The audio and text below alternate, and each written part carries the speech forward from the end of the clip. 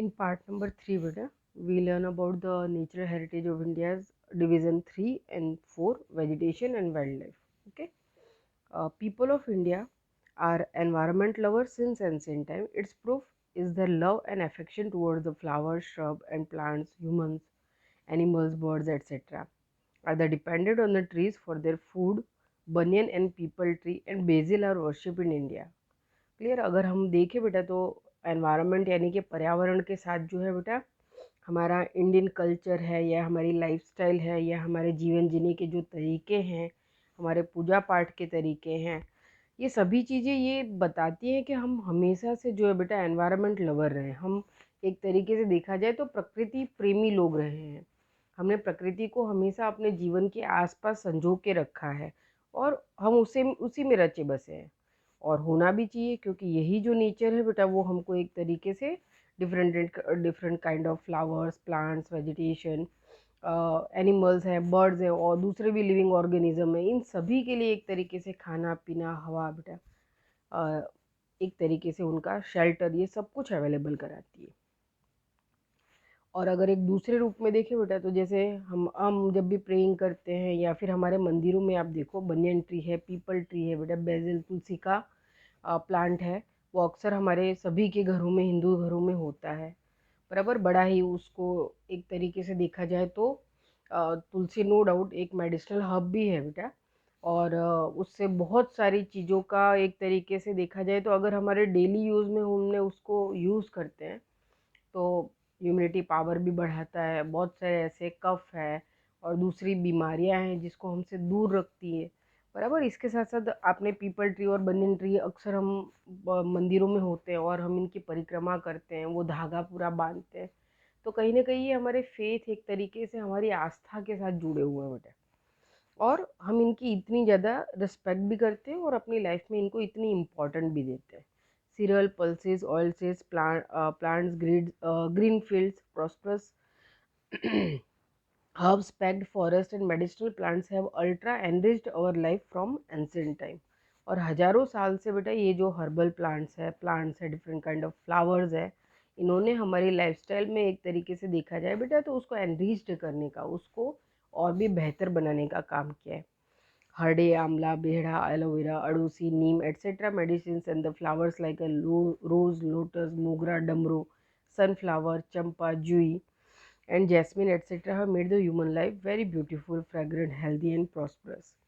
अगर हरडे, आंवला, बेहड़ा, एलोवेरा और अड़ूसी, नीम की बात करें बेटा तो ये सब मेडिसिनल प्लांट्स हैं। कहीं ना कहीं इनके अगर हम देखें तो हमारी बहुत सारी डिजीज से लेके बैक्टीरियाज को मारने तक, जैसे नीम के पेड़ के लिए अक्सर कहा जाता है बेटा कि घर के आसपास हमेशा एक बड़ा नीम का पेड़ होना चाहिए। वो हमको बहुत सारे बैक्टीरिया से, जर्म्स से, एयर को प्योर रखता है ना, प्योर ऑक्सीजन प्रोवाइड करता है, बहुत सारी चीज़ें से हमको बचाता है। तो पुराने समय में तो सभी घरों में बेटा एक बड़ा नीम का पेड़ रहता था। नीम के जो पत्ते होते हैं ना काफ़ी कड़वे होते हैं, लेकिन वो हमारी स्किन डिजीज से लेके बहुत सारे ऐसी चीज़ों के उपचार में, ट्रीटमेंट में काम में आते हैं।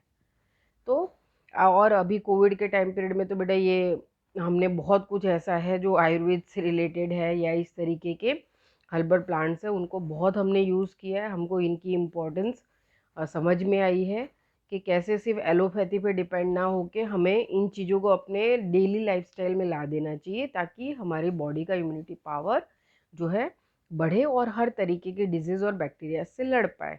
उसके साथ साथ बहुत डिफरेंट डिफरेंट काइंड ऑफ बेटा यहाँ पे फ्लावर्स के नेम दिए हैं जो कहीं ना कहीं फ्रेगरेंट यानी कि खुशबू बेटा, अब पुराने समय से देखो चंदन है, दूसरे तरीके के फ्लावर्स है बेटा। पहले ये इन्हीं फ्लावर्स से नेचुरल कलर्स भी बनते थे और हमारे जो कपड़े होते थे उसको उसी से डाई किया जाता था। फिर दूसरी भी बहुत सारी चीज़ें हैं, अक्सर घरों में पूजा घर होता है या ये पहले तो घरों के बाहर मड़ई जैसा एक छोटा सा कमरा होता था, पूजा घर बनाया जाता था उसको। मैंने आपको लाइव क्लास में मेरी नानी जी के घर के बारे में एग्जाम्पल दिया था कि पूरी की पूरी कुटिया चंदन से महकती थी, फूलों से महकती थी और ऐसा लगता था जैसे हम किसी देव स्थान पे आ गए हैं। बड़ा पीसफुल एटमोसफियर होता है ऐसी जगह पर, वो सब तरफ हमको चारों तरफ एक पॉजिटिविटी नज़र आती है। तो कहीं ना कहीं हमारी लाइफस्टाइल को बड़ा ब्यूटीफुल रखने में, हेल्दी रखने में इनका बहुत बड़ा योगदान है। अब इसके बाद आ जाते हैं बेटा हम वाइल्ड लाइफ पे, जो फोर्थ उसका पार्ट है। जैसे हम बेटा ह्यूमन बींग्स को इस अर्थ पे जीने का अधिकार है बेटा, वैसे इनको भी है, ये सब कुछ इनका भी है। और अगर ये नहीं होंगे तो हम नहीं होंगे, ये हम बहुत बखूबी जानते हैं। बराबर, ज्योग्राफी में हमने बहुत सारे ऐसे टॉपिक्स पढ़े हैं जिससे हमको समझ में आता है कि क्यों हमको एनवायरनमेंट को बचाना है, फॉरेस्ट को बचाना है, वाइल्ड लाइफ को बचाना है। India is a nature lover. Since ancient time, it is a country with the animal lover culture. Tiger, lion, elephant, rhino, fox, bear, deer, sambar, rabbit, python, snake, mongoose, lizard and porcupine, है ना, वो कांटे वाला छोटा सा जो शरीर पे उसके होते हैं, उस तरीका का प्रोक्यूपाइन आपके कार्टून्स वगैरह में भी आता है। Like many such organisms are found and seen. Asian lions in the world are found only in the Gir forest of Gujarat. Gujarat के गिर फॉरेस्ट में बेटा एशियाटिक लायन जो सिर्फ अब भारत के जूनागढ़ में गिरनार में दिखाई देते हैं। Our religious belief has given a status of god and goddesses a vehicle to some of the wild animals, tiger, peacock, alligator, eagle etcetera. उसके साथ बेटा अगर हम हमारे हिंदू धर्म में देखें तो जितने भी देवी देवता हैं उनका जो वाहन होता है बेटा, व्हीकल, है ना। वाहन का मतलब क्या है बेटा कि यहाँ पे वाहन एक तरीके से गाइड के रूप में है, जो हमको पथ यानी कि रास्ता दिखाता है। बराबर, एक अच्छे उसके तरफ हमारा प्रयाण करवाता है। हमारे देवी देवताओं के भी देख, जैसे पिकॉक है बेटा, कार्तिकेय है ना, भगवान गणेश के जो बड़े भाई थे, कार्तिकेय का था। टाइगर है, माँ दुर्गा के साथ रिलेटेड है। एलिगेटर खोड़ियार माँ है, उनका वाहन था। ईगल है, इंद्रदेव का वाहन था। तो हम देख सकते हैं बेटा कि हमारे जितने भी देवी देवता हैं उनके वाहन के रूप में हमने, भगवान विष्णु को ही देखो, वो हमेशा स्नेक वाले उनके पास बोट रहती है ना। भगवान शिव को देखो नंदी है, गणेश जी को देखो उनका मूषक है। तो हम समझ सकते हैं बेटा कि इनके वाहन के रूप में हमने इनको देखा हुआ है।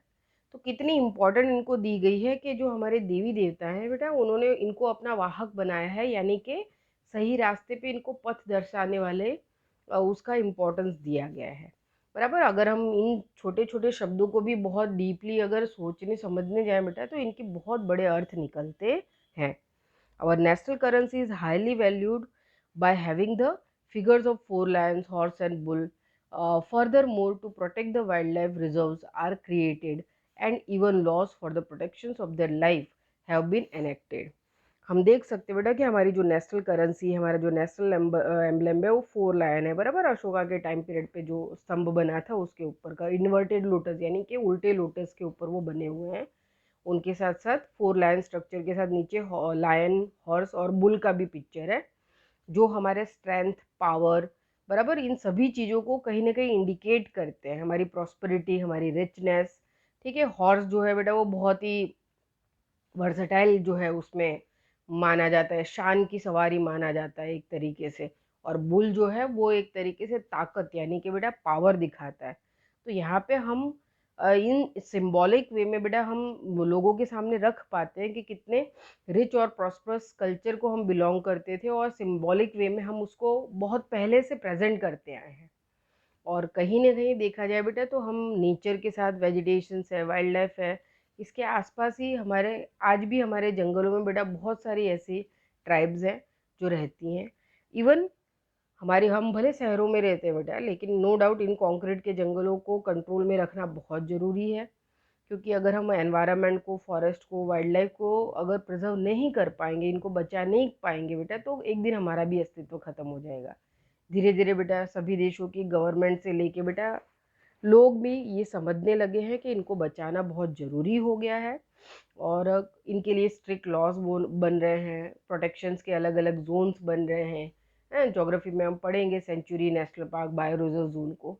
तो कहीं ना कहीं इनको बचाने की फिर से कोशिश बेटा, देखो अभी ये जून मंथ के अंदर हमने 5 जून को संरक्षण दिवस, वन महोत्सव मनाया। बराबर, पूरा का पूरा जून महीना जो है हम इसी तरीके से मनाते हैं, तो प्लांटेशन भी करते हैं उस दिन।